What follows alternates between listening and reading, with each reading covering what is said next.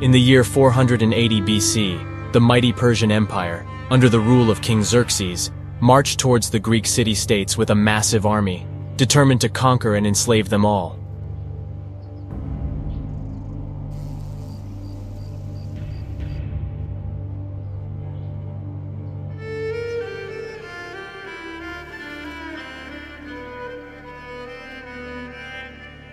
But the Greeks, a proud and independent people, refused to submit. Instead, they gathered their finest warriors from across the land and rallied to defend their freedom against the invading horde. The stage was set for one of the greatest battles in all of history. The Battle of Thermopylae.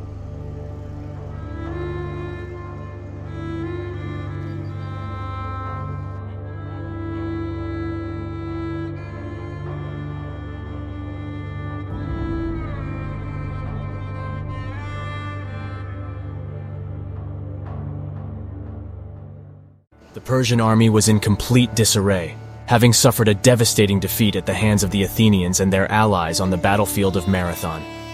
The Persian commander, however, was not ready to admit defeat just yet. The Persians were defeated, but their army was still formidable.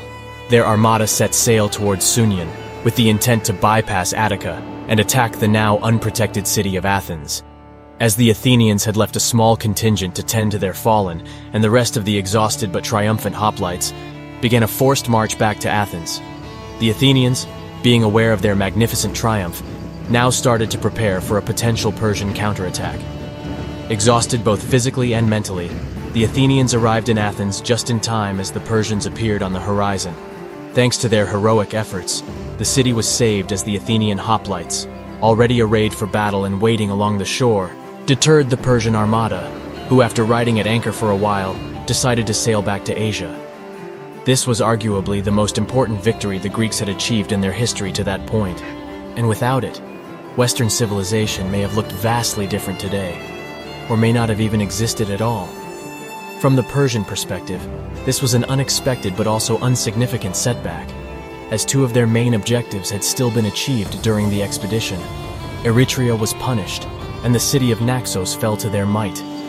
But despite all this, the Greeks were still defiant.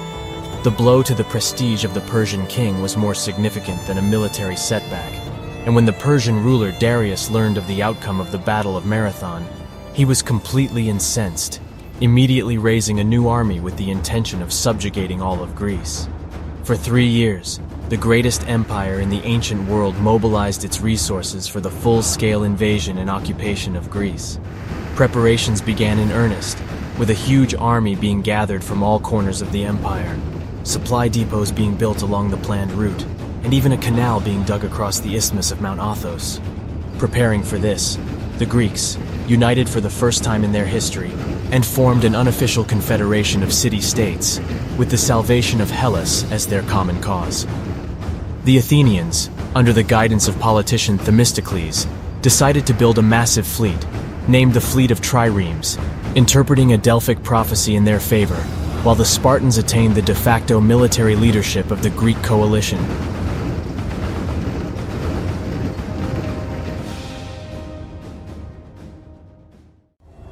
In the spring of 480 BC, the Persian army was finally ready. The size of the Persian army that marched against Greece is still debated to this day, but it is often cited as the largest invasion force in all ancient history. The Greeks, prepared and determined, stood united against the Persians, in a life-or-death struggle for the salvation and freedom of Hellas.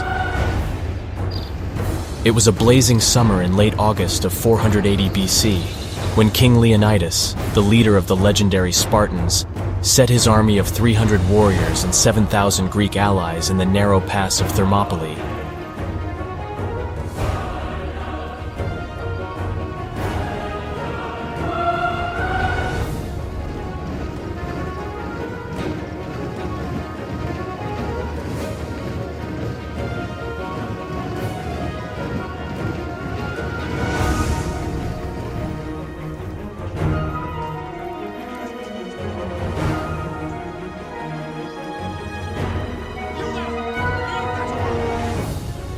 Here, They were met with the looming mountains on one side and the vast and merciless sea on the other.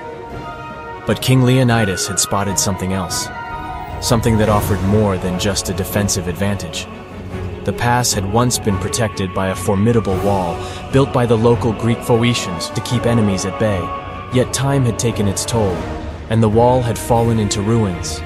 King Leonidas, ever the visionary strategist, ordered his men to restore the wall to its former glory, fortifying their position against the looming threat of the Persian army.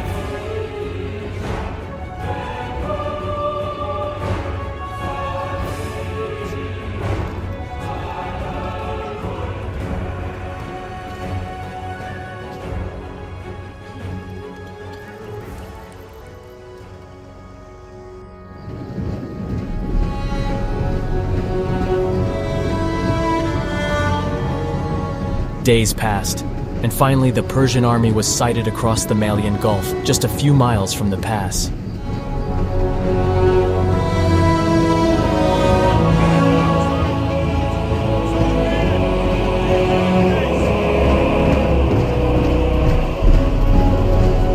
In response, the Greeks held a council of war. Most of their Peloponnesian allies voted to return to the Peloponnese, leaving King Leonidas and the Spartans to defend the pass.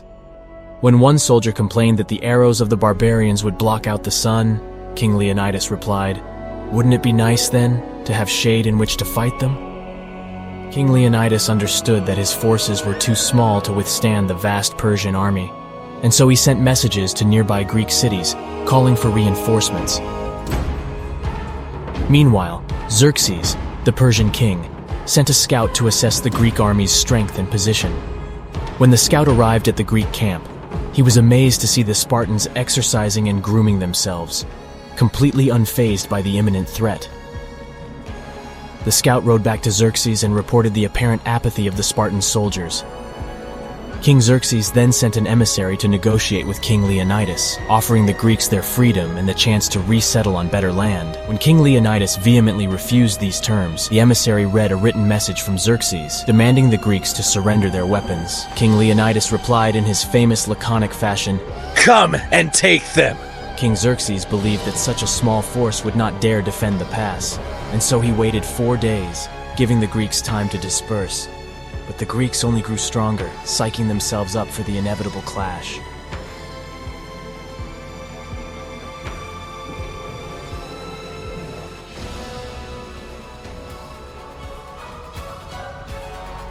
On the morning of the 5th day, King Xerxes ordered a barrage of arrows from 5,000 archers.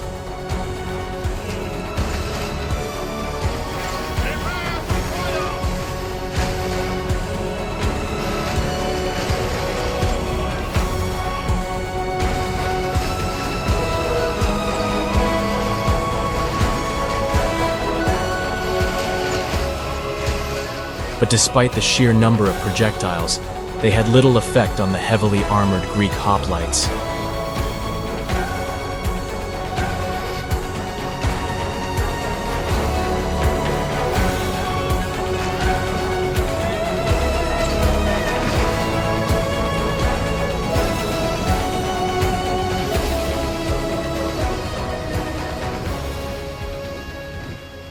The Spartans prepared for battle.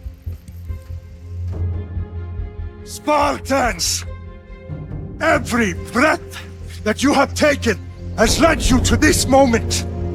Every drop of blood, sweat, and tear, all of it has led to where you stand right now.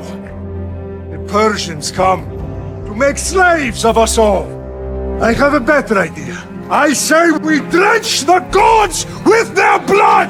What say you, Spartans? For our sons! For our daughters! For Sparta! King Xerxes then ordered a frontal assault on the Greeks, and 10,000 Medians and Kissians marched forward to carry out his wishes.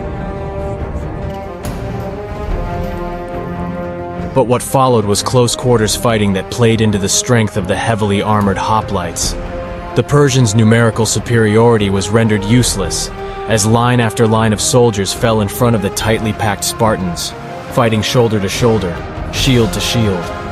The Persians were met with the relentless pushing of the Spartan phalanx. Their hopeless attempts to penetrate the Greek lines were met with a wall of impenetrable bronze and flesh. The battle raged on for 3 days, each side fighting with all their might.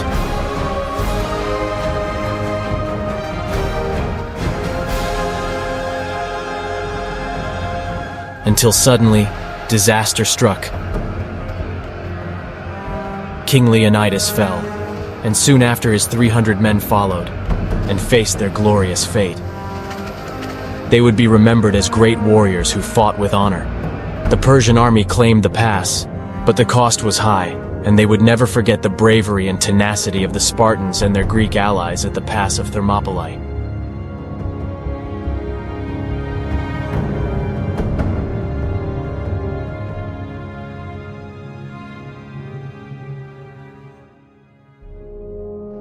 And so, the Battle of Thermopylae came to its unforgettable conclusion. The 300 Spartans, led by King Leonidas, fell in battle, their bravery and sacrifice inspiring a nation and becoming the stuff of legend. But their legacy lived on, as the Greeks rallied around their fallen heroes and went on to defeat the Persian army and reclaim their freedom. The Battle of Thermopylae will forever be remembered as one of the greatest moments in military history. And as long as this story is told, the 300 Spartans and their bravery will never be forgotten.